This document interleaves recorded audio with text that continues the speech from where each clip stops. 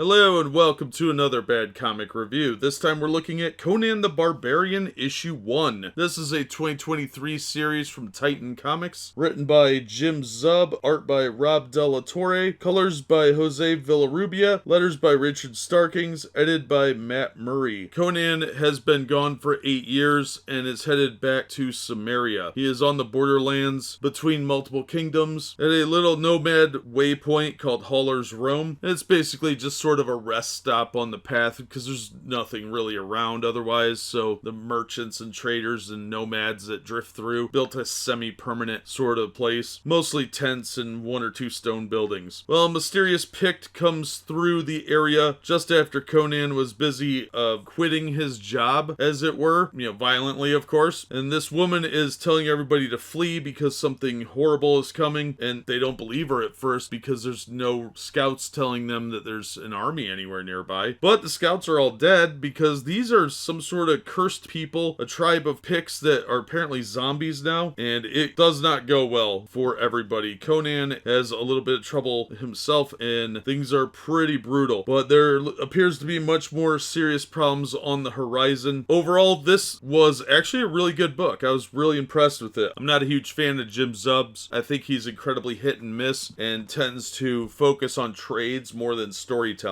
so he tends to pad his work. We didn't have that problem in this issue, which really surprised me. I have no doubt they're going to create a storyline that will end up in a trade paperback format, but it didn't feel like this was padded with the usual nonsense that Marvel does, where there's lots of big panels and a lot of long-winded, pointless scenes that go on and on. Everything in here seemed pretty relevant and concise, and I liked that. There is a brief bit of nudity in here, and there's definitely some gore and violence, so it's not for teenagers, I would say. It's much more of a mature reader's book, but the art is beautiful. The cover of the book is okay, but it really doesn't do the book justice. The cover I have by Dan Panosian isn't bad. It just is a pinup, and it's not a particularly exciting one. This doesn't have any of the gravitas that like the Marvel covers did for Conan. It's just sort of like, here's a random picture we had laying around on a shelf. It doesn't tell you anything about the story that you might get or how amazing the interior art is. So fantastic job on the art, solid story. I'm absolutely going to pick up issue 2. If you're looking for some sword and sorcery, this is going to be your book, I think. I highly recommend it. It was a lot of fun, a lot of action, very mature readers, and definitely a big step up from the most recent Marvel series. So if you're looking for old school high adventure, this is much more like the original Conan series from Marvel or the Savage Sword of Conan. So definitely check this out. So the $4 price tag I had zero issue with. I probably would have paid at least that much just for the art and hoped for a good story. And luckily we got both solid parts in this one. That's going to do it for this one. Thank you so much for listening and supporting the channel. If you enjoyed the video, please hit the like button and don't forget to subscribe so you don't miss future reviews. If you'd like to help the channel out in other ways, links are in the description for various support methods. And as always, we hope to see you on the next one.